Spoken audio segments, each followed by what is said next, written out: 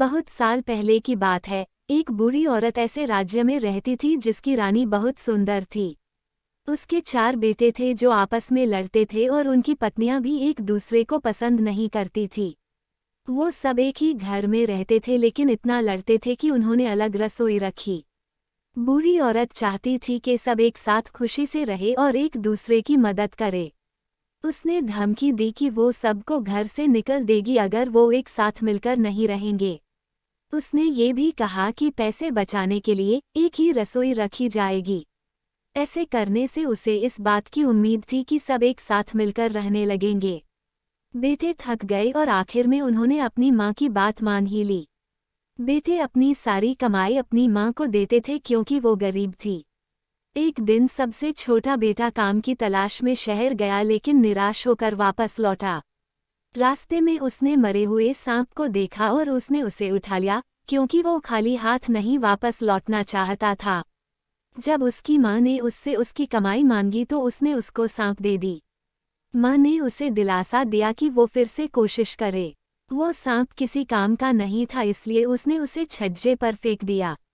उसी दिन राज्य की रानी एक सुंदर से तालाब में नहाने गई। उसने अपनी एक कीमती हार अपने नौकरानियों के पास छोड़ दिया। अचानक एक चील ने चमकती हुई हार को देखा और उसे छीन कर ले गया। नौकरानियों ने चिल्लाया लेकिन कोई मदद करने नहीं आया। रानी इतनी उदास हो गई कि उसने ऐलान किया कि जिसने भी उस हार को ढूंढा उसे बड़ा इनाम मिलेगा। उड़ते हुए चील ने बुढ़िया के छज्जे पर सांप देखा और उसे समझ में आया कि सांप को तो खाया जा सकता है लेकिन वो हार किसी काम का नहीं है। उसने हार को छोड़ दिया और सांप को ले गया। अगले दिन बूढ़ी औरत छज्जे पर कपड़े डालने गई तो उसने हार को देखा। वो जानती थी कि रानी वो हार कब से ढूंढ रही थी। दिवाली कुछ ही दिनों में होने वाली थी। इस मौके पर दिए जलाए जाते हैं को लक्ष्मी जी खुश करने के लिए। बूढ़ी औरत रानी के महल गई और चौकीदार से पूछा कि क्या वो रानी से मिल सकती है। रानी ने हार को देखा तो वो बहुत खुश हो गई और उसने वादा किया कि वो बूढ़ी औरत को बड़ी रकम देगी।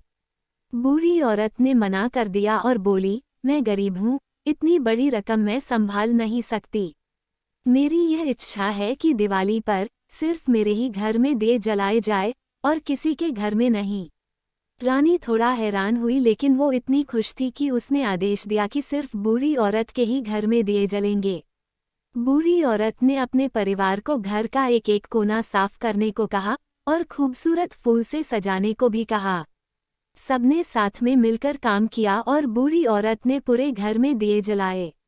12 बजे लक्ष्मी जी आई और चारों तरफ अंधेरा देखकर निराश हो गई। लेकिन उन्होंने बूढ़ी औरत के घर में जलते हुए दिए देखे। क्योंकि उन्हें दिए पसंद थे उन्होंने बूढ़ी औरत के दरवाजे पर दस्तक दी। बूढ़ी औरत ने दरवाज़ा खोला और अपने परिवार वालों को लक्ष्मी जी को फूल और मिठाइयों से स्वागत करने के लिए कहा। लक्ष्मी जी खुश हो गई और उन्होंने पूरे परिवार से कुछ बदले में मांगने के लिए कहा क्योंकि वो उनके भक्ति से प्रसन्न थी।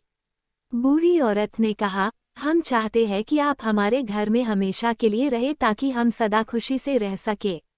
लक्ष्मी जी सोचकर बोली, मैं रहने को तैयार हूँ लेकिन आप सबको एक साथ मिलकर रहना होगा, लड़ना नहीं है। अगर किसी ने भी मेरी बात नहीं मानी तो मैं ये घर छोड़कर चली जाऊंगी। सब इस बात से बहुत खुश थे कि लक्ष्मी जी संतुष्ट थी।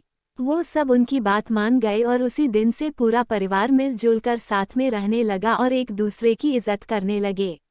बूढ़ी औरत इस बात से संतुष्ट थी कि उसकी इच्छा पूरी हो गई। इसी तरह से लक्ष्मी जी आने वाले पीढ़ियों के लिए भी उनके घर पर पधारी।